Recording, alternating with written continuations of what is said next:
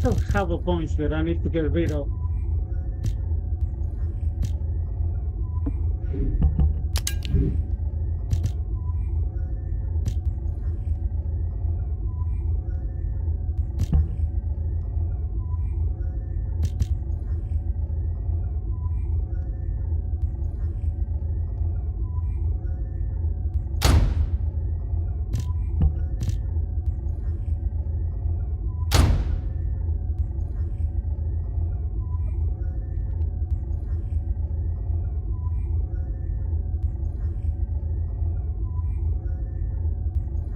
You made a refund?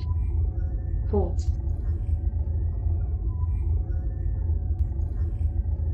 Wow, it's raining a lot.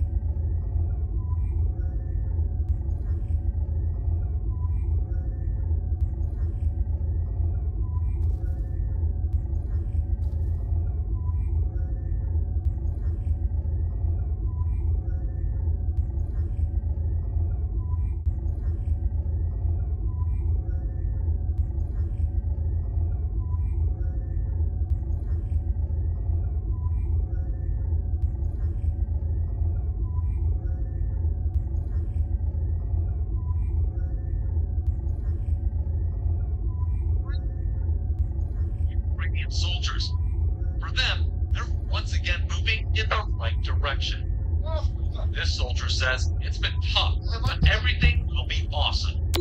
After months on the defensive, Ukrainian forces smashed across the Russian border, taking more than 400 square miles of territory, according to Kyiv, whose troops pour into the Kursk region, capturing more Russian soldiers by the day. The attack shocked the Kremlin and humiliated President Vladimir Putin. Moscow has been slow to react, but after more than 2 years, the sheer weight of Russia's military machine has ground down Ukrainian defenses in the east of the country. This soldier, fresh from the fighting in Kursk, says the advance is getting more difficult. Yesterday, Ukraine released a video of a strike on a key bridge, a supply line for Russian reinforcements. The Kremlin accused Ukraine of using a highly accurate American-made rocket. President Volodymyr Zelensky updated the nation. The operation, he says, about destroying the logistics of the Russian army and training their reserves, adding we must inflict maximum damage on all Russian positions for doing that. Kyiv's incursion also brought the war to the homes of many Russians along the border. Moscow said it evacuated more than 120,000 people. Kyiv, CBS News.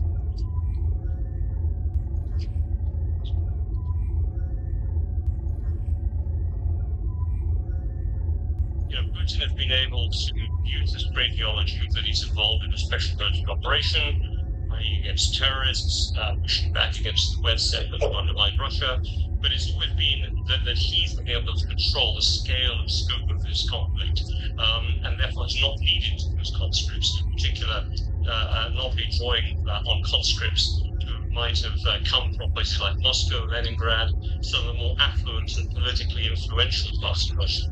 The fact is now, some of these people precisely been captured, and there are some very explicit messages being put online by mothers and others, saying we're loyal to our president, Vladimir Putin, but we need to get our boys back.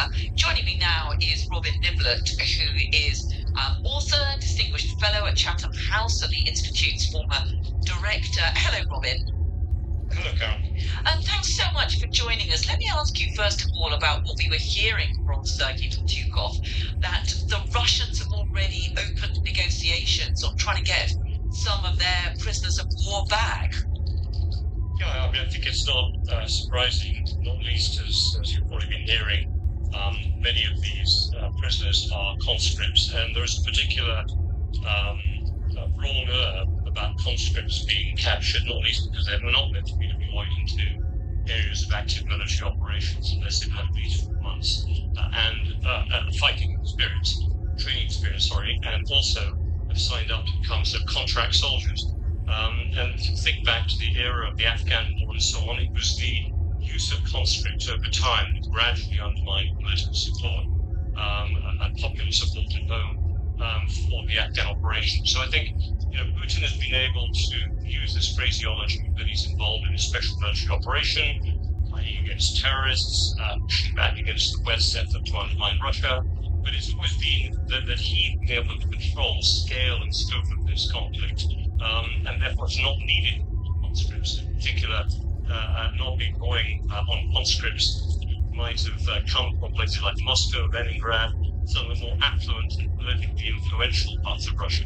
The fact is now, some of these people precisely been captured, and there are some very explicit messages being put online by mothers and others, saying we're loyal to our president, Vladimir Putin, but we need to get our boys back. So it doesn't surprise me that there's Yeah, I mean, it is a huge embarrassment, isn't it, to President Putin, this incursion into his territory. Ukrainian forces claiming to have captured around 450 square miles of Russian territory. We can't independently verify that. But what you do see openly is Ukrainian correspondents reporting from Russian soil, reporting the dismay of some of the local Russian citizens. And as we're hearing there, some of those Russian conscripts saying, well, they weren't prepared to go to the front line and are now in Ukrainian prisons. Look, it is an embarrassment. I think it's an embarrassment to Vladimir Putin internationally. It's humiliation, in fact, it's an embarrassment to have Russian territory actually seized this way and potentially offered fun for a lengthy period of time. Nothing of this happened in the 1940s. But this attack has happened at a very particular moment. His next term as president, beginning of his next 6-year term, he's just completed a sort of reorganization of the leadership of the Russian Ministry of Defense, making sure he's got some new people in there, people who are loyal to him. He's also made a number of changes in other domestic political positions, bringing in even some of the next generation of those who've been most loyal to him over the past 20-25 years. My sense this is not as the situation was last summer. Remember when we had the Wagner mutiny, that was the last summer surprise, if you want to call it. But Putin, at the moment at least, is in a relatively strong position. That might be a hostage to fortune kind of comment I just made, but I'm going to make it nonetheless. In a relatively strong position, and he is utterly focused on his number one objective, which is to seize as much of Donetsk and Luhansk, the Donbass region, which is central to his vision of a potentially acceptable ceasefire or even peace agreement at the end of this conflict. And as long as he can make sure they don't lose more, and there aren't too many conscripts kept as POWs, he can then turn his attention to the part of Kursk that has been taken by the Ukrainians, which he's pretty certain the Ukrainians are never going to want to keep, and that we, as his backers in America and Europe, are not going to let him keep. So I think his view